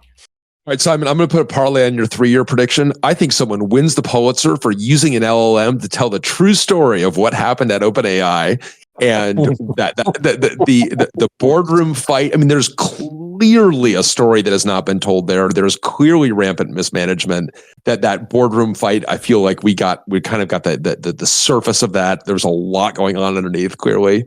And I look forward to the Pulitzer Prize winning journalist who's able to use an LLM to tell the whole story. Nice. Mike, do you have a 6-year? All right, my 6-year, which I think is optimistic, a lot like Simon's, is the first gene therapy that uses a DNA sequence suggested by an LLM is actually deployed, at least in a research hospital, maybe not widely. That is, yeah. Like a CGTA sequence that came from the model goes into a human body. Ian, awesome Mike, prediction. How well informed is that prediction? You know, I would say that my rough reading of the models that have been designed for genetic sequence prediction is that, like, they're able to achieve kind of remarkable things. I'm in particular thinking of this Evo model that was released kind of early in 24. I don't know if Simon or others are familiar with this thing. To me, they do this experiment in that model, which is really jaw-dropping. Okay, so the core technical idea here is that the model architecture is a little bit different because when you're predicting genetic sequences, the alphabet is small, but the sequences are much longer than in human or than in natural language, right? So the model architecture is a little bit different. But the experiment that they performed that was really stunning to me was the following. So imagine you have like a genetic sequence, and this was just in like single-celled organisms, all right? They're not doing this on like mammals or anything. Imagine you have a genetic sequence, and you intentionally mutate it. So you've got a bunch of different versions of that sequence. And then you try to evaluate its fitness in 2 different ways. One is that you try to grow it in the lab and see how much it grows. The other is that you look at the probability of that sequence as evaluated by one of these trained models, okay? And now let's imagine you take all of those sequences and you sort them according to those 2 scores. Like you sort them according to the observed fitness in the lab, like when you try to grow it in a petri dish, and you also sort it according to like the inverse of the probability, meaning like high probable strings go on the top, low probability strings go on the bottom. And what's stunning is that those 2 sort orders are remarkably highly correlated. So like the ability to just stare at a genetic sequence and actually say something with maybe some predictive accuracy about its real world fitness, to me is just absolutely stunning. Amazing. And that would be, I mean, it's part of the reason I ask, because I mean, I obviously want this to be, I very much want this prediction to be true. And I think that this is now, just like Simon's prediction about revolutionizing art. I mean, I feel there is just it, and to our How Life Works episode with Greg Cost, Adam, earlier in the year. And there is so much that we still don't understand. And boy, the ability to allow the computer's ability to sift through data or generate data, test data, to allowing that to allow for new gene sequences or gene therapies, Mike, would be amazing. So I love it. That's great. Is that your? I for whatever reason, I feel like there's not a dystopian one on the other side of this one, but maybe there is. Let's see. Could I come up with one? That's right. I mean, it feels like an easy parlay from where you got there. I don't know if the following is optimistic or pessimistic. The PlayStation 6 is the last PlayStation. There's never a PlayStation. Ooh, I like this one. I love it. We're going kind of like wall to wall on like, this revolutionary gene therapy, saves the lives of millions and then also, by the way, some more PlayStation 6. Oh my God. Do you think the PlayStation 5 will have a double-digit number of games by the time they come out with the PlayStation 6? That's spicy. Yeah, they'll probably get to 2 digits. Yes. And Adam, I think do you have a 6 year? I do. Yes. My 6 year is that, and this is from the deep ignorance I hold, that AI will mostly not be done on GPUs. Simon was talking earlier about NVIDIA not having a hammer lock on matrix multiplication, but we'll have more specific hardware tailored, potentially even tailored for models. It becomes much more economical, and there are many more players. And in particular, we mentioned CUDA earlier. Like, it's not driven by CUDA or ROCm or some of these existing platforms. So we've got something that is completely new. That is, and maybe it's some of these new. I mean, there are a bunch of folks, a bunch of companies that are looking at new silicon or new abstractions. Yeah. But what one of these gets traction in the next 6 years? Yeah, I mean, I would maybe I should stop while I'm ahead, but I think even multiple of them do. That it is not a single company having a good insight, but rather, many folks, maybe even incumbent players, maybe even existing GPU manufacturers, but building things that really don't look like GPUs, that increasingly don't look like GPUs, and most of that, both training and inference, happens outside of the domain of GPUs. So something positive came from the great chips crisis of 2027, which is actually a relief. Yeah. Well, and also Intel spinning out the foundry, and this rogue entrepreneur, buying it for $1, or perhaps the U.S. government, taking ownership of it. Yes, but all of those things have resulted in this diversity of silicon. I like it. Klabnik, do you have a 6 year? Yeah, so my 6 year is so basically AI is not going to be the hot thing. And what I mean by this is the same way we started this episode in many ways talking about how Web3 was like the thing everybody talked about the whole time. And so we had to can it. It's like pretty clear that I think Web3 gave way to AI now being the cool technology du jour that a ton of money gets thrown into. And so I'm not saying AI won't exist or won't be useful or whatever, but the cycle will have finally happened where some other thing becomes the thing that you just get a blank check for having a vague association of an idea of what a company might do in that space. I would like to say that VR is very upset that it doesn't even merit a hype bubble. It's like, I was a hype bubble. Facebook renamed themselves for me. It's like, no, sorry, VR. You don't even merit Steve's short list. Straight from Web3 to AI. Okay, so we will go to in the comments what's the other thing? And I'm explicitly not. I have no idea. I am not a fashion predictor. I have no idea what will be the next thing. Just that something will be. That we will. I feel we also had a 3 year prediction in 2022 that we will have moved on to it. There will be a new hype boom, and maybe it was for a 6 year. And I when I was listening to it at the time anyway, I'm like, oh my god, we didn't realize that it was going to be AI that was going to be that next boom. All right, Steve, do you have a 6 year? I did. Wasn't very bold though, and got taken in the 3 years because it was Intel out of the foundry business.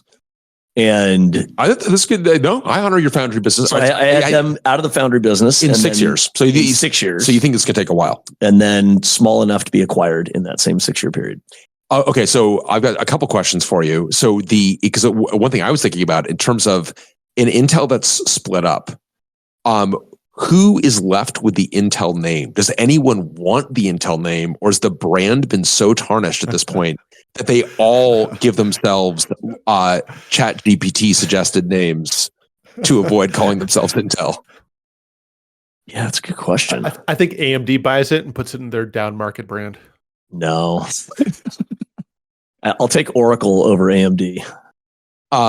Oracle buying the design side now. Yes. So not the foundry side. That's right. Oracle buying the design side. Over AMD. What do you think happens to Habana? Because I actually did wonder, we had talked about this a couple episodes ago, whether I wondered if Meta or Microsoft or someone else would actually try to buy Habana. I actually think that I don't think so. I don't think so either. I think that you kind of go deep into it and you're like, I think I'd rather actually buy. I'd rather put the money into GPUs. Yeah. But I think it's I think there's going to be this kind of process of God, at the number of GPUs we're talking about, we could just buy Habana, and then someone will do some diligence on it and be like, actually go buy the GPUs. Actually, the GPUs don't have a culture problem. Actually, yeah. I don't think anyone buys that. Just staying on brand in transportation, if I had to come up with a different 6-year, and this is colored by a bunch of conversations over the holidays with a bunch of extended family members that live in different cities that have traveled via Waymo. I was going to ask, does Fox do a self-driving taxi? But that's a 12-year. I think Waymo will be a more common means of transportation than Uber and Lyft in 6 years. That feels like that might be a 3-year or even a 1 year. I agree. It's not very. Yeah, for sure. Well, and I got to say that I've never traveled in one, but I mean, hearing the descriptions of folks that have now, you have to understand the pricing is extremely subsidized right now. But it is. But I also think that Waymo has really, and I really tried to encourage those folks to talk more publicly about some of the engineering discipline they've had, because they've done a lot of things the right way, in contrast to a bunch of these other folks that have kind of come in and burned out on self-driving taxis. There's real engineering there. I'm going to have to rave about Waymo for a moment, because it is if you're in San Francisco, it is the best tourist attraction in the city. Is an $11 Waymo ride. It is just it's ultimate living in the future. We had my wife's parents were visiting, and we did the thing where you book a Waymo and don't tell them that it's going to be a Waymo, and so you just go, oh, here's our car to take us to lunch, and the self-driving car. Yeah. And Simon, what I've heard from folks who've done that is just everyone that's in there is this is obviously the future. It just feels like. The Waymo moment is you sit in a Waymo, and for the first 2 minutes, you're terrified and you're hyper vigilant, looking at everything. And after about 5 minutes, you've forgotten. You're just relaxed and enjoying the fact that it's not swearing at people and swerving across lanes and driving incredibly slowly and incredibly safely. Yeah, no, I'm really impressed by them. When I got to tell you again, I got the privilege of watching a presentation from one of their engineering leaders on the kind of their approach to things. And sometimes, you kind of look behind the curtain, you're just like, oh my God, it's all being delivered out of someone's home directory. But in this case, it was really, really impressive about what they've done. And I think that they've really taken a kind of a very deliberate approach that deliberately. So I absolutely agree with you, Steve. So you think, I think, and so Ian, that was your, Ian, you said that was your 6-year prediction. Now that we've got you on stage, what are your let's do your 1 and 3 in addition to any 6-year prediction that Steve didn't hoover up.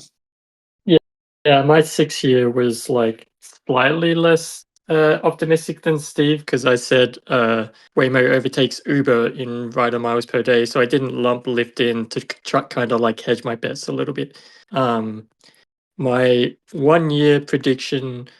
I had 2. One was OpenAI pricing or usage limit changes to prevent losing money on power users of their current flat monthly pricing schemes, which I think has already been discussed. The other I had was a ban on new sales of TP-Link routers in the USA 1 year.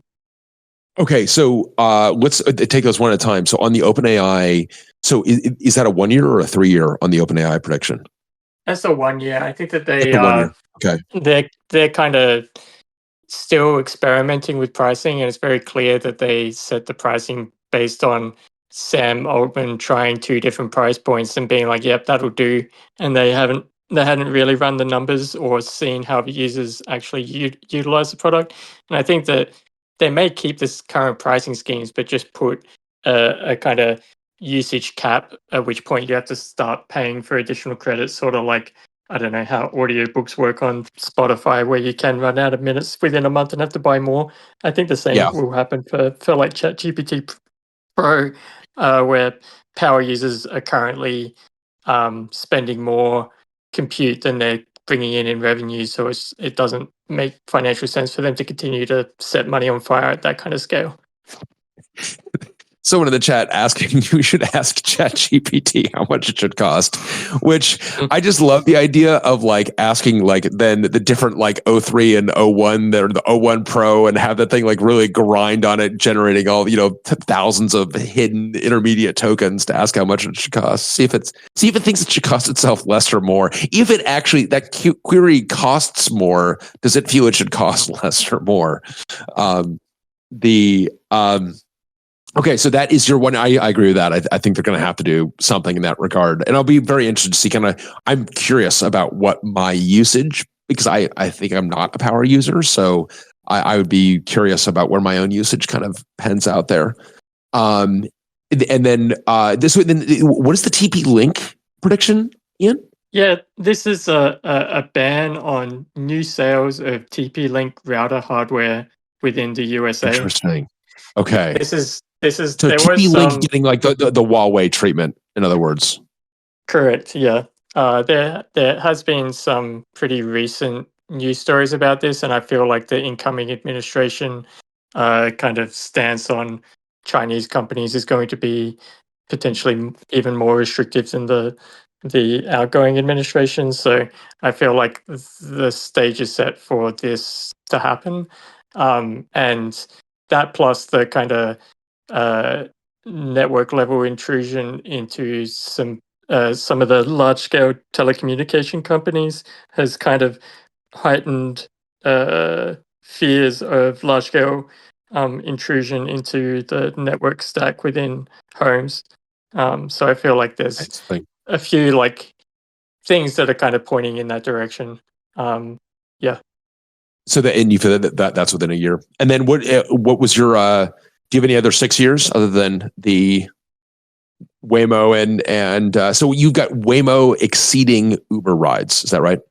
Yeah, in rider miles per day, which means that it may be that they're not in all the cities that Uber is, but they drastically outcompete Uber in the cities that they are present in. So this means that they don't necessarily have to get they need a large scale deployment, obviously, but I think that they will massively outcompete Uber in any market that they're in because the product is superior. Yeah, interesting.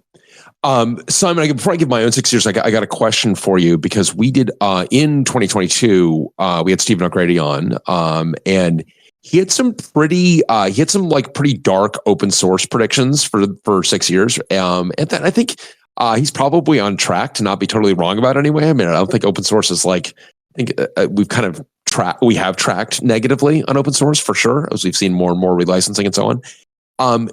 What is your view on kind of where open weights are tracking? Because it feels like that's just been positive in the last year. We've got more and more. I mean, I think Llama 3 has been extraordinary. We've got a bunch of these things that are open weights. What's your view on what the trajectory is there for 6 years for open models?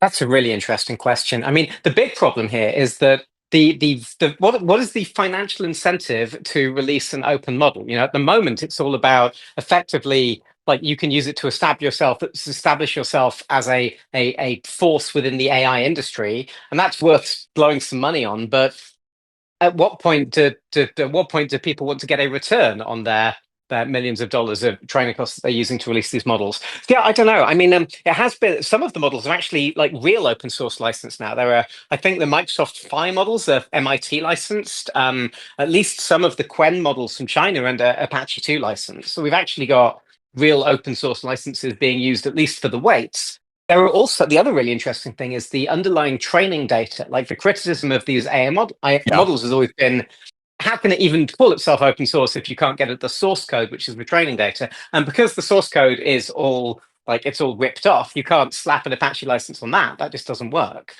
There is at least one significant model now where the training data is at least open, as in you can download a copy of the training data. It includes stuff from the common crawls, so it includes a bunch of copyrighted websites that they've scraped. But there is at least one model now that has completely transparent licensing, transparency on the training data itself, which is it's good, one of the other things that I've been tracking is I love this idea of a vegan model, right? An LLM, Yeah, right. which really was trained entirely on openly licensed material, such that all of the holdouts on ethical grounds over the training, which is a position I fully respect. If you're going to look at these things and say, I'm not using them, I don't agree with the ethics of how they were trained, that's a perfectly rational decision for you to make. I want those people to be able to use this technology. So actually, one of my potential guesses for the next year was I think we will get to see a vegan model released. Somebody will put out an openly licensed model that was trained entirely on licensed or like public domain work. I think when that happens, it will be a complete flop. I think what will happen Exactly. is it won't Right. be as good as the it'll be notably not as useful. But more importantly, I think a lot of the holdouts will reject it. Because we've already seen this, people saying, no, it's got GPL code in, and the GPL says that you have to attribute there's attribution requirements that aren't being met, which is entirely true. That is again a rational position to take. But I think that it's both true and it makes sense to me. But it's also a case of moving the goalposts. So I think what would happen with a vegan model is the people who it was aimed at will find reasons not to use it. And I'm not going to say those are bad reasons, but I think that will happen. In the meantime, it's just not going to be very good because it won't know anything about modern culture or anything where it would have had to have ripped off a newspaper article to learn about something that happened. Look, we all know folks who are vegans who also eat bacon. It's like, what is okay? What? Okay, you're a vegan unless it's really delicious, I guess. Like, okay, I mean, I guess I love the LLM that's all Steamboat Willie references and public domain songs and stuff.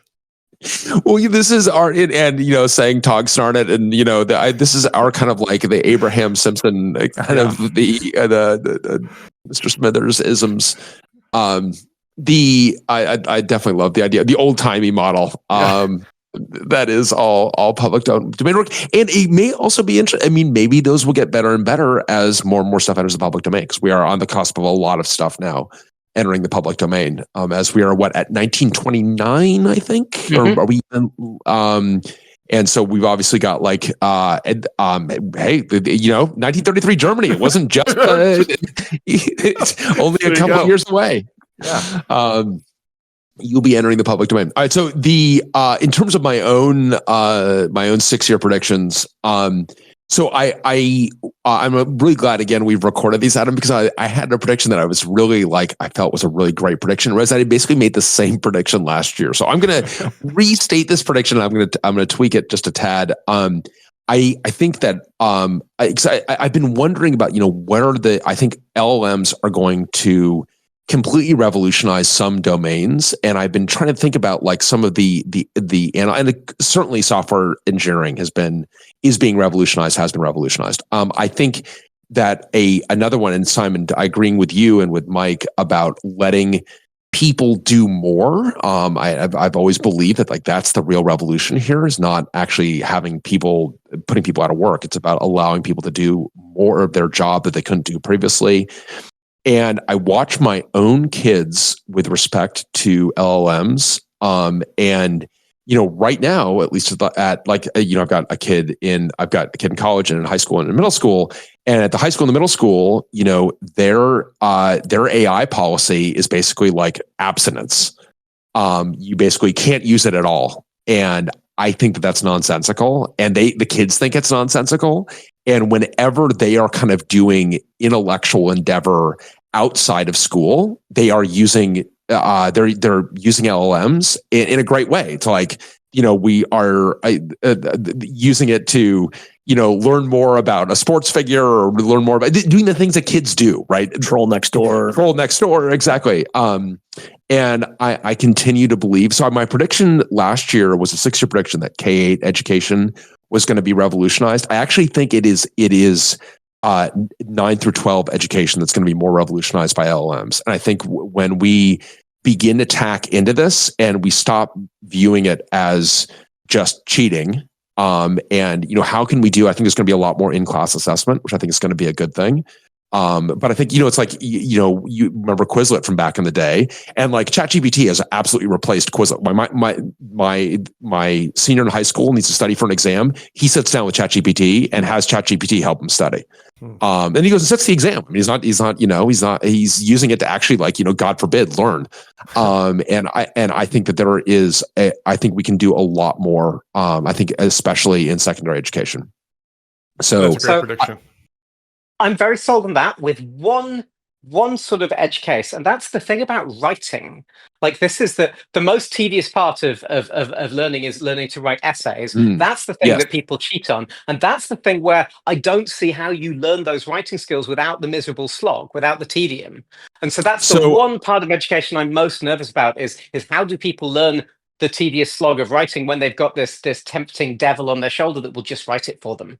Well, here's what I think. I think that ChatGPT is a great editor. And maybe it's a little too great because ChatGPT tends to praise my work to me because my wife had decided that she's like no longer interested in reading drafts of my blog entries, which, like, understandably, I think they're a little arcane. So I just have, like, you know what? I'll just have ChatGPT read it. And it's interesting. ChatGPT, again, I'm probably a sucker for, it's like, this is a very interesting blog entry. I think you are writing on a very important topic. So I'm like, I'm glad someone around here gets the importance of what I'm doing. But it gives me good feedback, and it asks, like, do you want me to give you, like, deeper feedback? What kind of feedback do you want? And I'm able to guide it to give me. And so it does what my mother used to do with my papers when I was in high school. I think that's really valuable. I think you got to get out from, like, it's going to write it for you. I would personally, if I were in high school, I would have, I think an interesting experiment to do would be like, no, I want you to write on this topic. I want you to write a great essay on it. If you use ChatGPT, like, do whatever you need to. If you just have ChatGPT spit out an answer, it's going to be like copying the Wikipedia article. It's probably not going to be, and actually ask people to do more with their writing. And then I would have them read it aloud. Because I think that it's really interesting to have people read their own work aloud. If you suspect a kid, by the way, has used ChatGPT to write something, have them read it aloud, and it will become very obvious, whether it's their own work or not. Yeah. That's great. My son's high school English teacher, his senior year, last year, had them do all their writing, pen and paper in class. So she was not an issue for us. That's what they're doing in the high school as well, and I think that's good too. I mean, that's like that. I think that's. But I also feel that you're also missing a really important part of writing is revising, and absolutely. And you can't. And that teacher also was the teacher who didn't hand back assignments for weeks and weeks and weeks, so the kids weren't getting feedback. So you're right that, like, ChatGPT is a way to get that feedback instantaneously, where otherwise it's, you may never be able to improve because you're not getting that feedback. Well, I think it'd be interesting to have a class with, like, a LLM maximalist high school English class where it's like, hey, class, you're going to use LLMs to write, and I'm going to use LLMs to grade, by the way. And that's not going to be an excuse for us not using our brains. We're going to really use these things as tools. Yeah.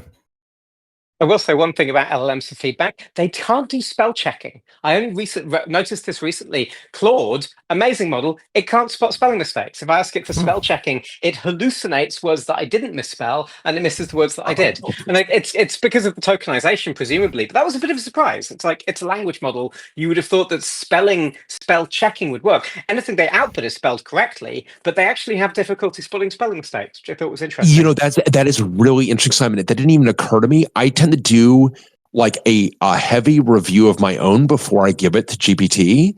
But then I would notice that, like, that's kind of strange that it didn't notice this kind of grievous error. I got to say, actually, I mean, I don't want to speak about him in the third person because he's in the room. But man, Steve Tuck does a very close read on things. A very, like, you were able to channel, I think, your own mother when you do a read on things. Where I've handed you things that I have, like, reviewed a lot on my own, and you find things that I and many other people have missed, including ChatGPT. At an early age, yeah, it did exactly. But that's really interesting, Simon, that it can't capture. Because I have found that, like, it doesn't necessarily find errors. The thing that it finds are kind of like structural, like the things it'll say is like, I think you need a transition sentence here. And it will be like, I actually, I have been thinking to myself, I need a transition sentence here. And then it will make a suggestion that is terrible that I discard. Of course. I don't like like that. prompting it But for. I ask it to look for logical inconsistencies, or points that I made and didn't go back to, and that it's great for. But it's another one of those things where it's all about the prompting. You have to. It's quite difficult to come up with a really good prompt for the proofreading that it does. I'd love to see more people share their proofreading prompts that work. yes, absolutely. And the other thing I've done is I mean, the Notebook LM podcast manufacturing, I think, is so mesmerizingly good. I know love that thing. Yeah. I mean, I know it's using tricks on me of like, it's the ums, the ahs, and the laughing at their own jokes, but man, I just fall right for it. I just think it's just that is insanely good. And I think it's kind of use that for interesting. proofreading. Yeah, I dump my blog entries into that, and I'm like, That's what I've hey, done. do a Yeah. podcast about this. And then you can tell which bits of the message came through, and that's kind of interesting. The other thing that's fun about that is that you can give it custom instructions. So I say things like, "You're banana slugs. Read this essay," and they discuss it from the perspective of banana slugs and how it will affect your society. And they just go all in, and it is pricelessly funny. That is amazing. Meanwhile, someone at Notebook LM is like, "I told you we cannot have all you can eat compute. We've got to start charging for this thing." Like the guy spent the $1,200 in compute having the banana slugs offer their perspective on the pelicans. But that is great, Simon. I will say I've got one other 6-year prediction. I think that post-secondary degrees in computer science and related disciplines, information science and so on, go into absolute free fall. And in 6 years, they are below. So I don't know if folks are unaware, but the degrees in computer science have skyrocketed even in the last 7-8 years. And we're talking like factors of 3 higher. And I mean, Adam, you've been on the kind of the pointy end of this with a kid who's interested in computer science and having everything be oversubscribed everywhere. Yeah. I think there are going to be I think a whole bunch of factors are going to come together. And I think CS degrees are going to be way off the mark. I think that there've been some folks. I mean, Adam, not your son, but there've been plenty of people because there've been plenty of people who've done computer science because mom and dad have told me this is what I need to go do to get work. Like this is not something that's in my heart. And I've always felt that that's kind of cruel to like the folks for whom it is in their heart. They're at a disadvantage. And I think that is, so I think there will be some good things that come out of it. Because it's not going to be a lock on post-undergraduate education or employment. And I think that it's going to fall. I mean, I think in 6 years, it's going to be below 70,000 a year.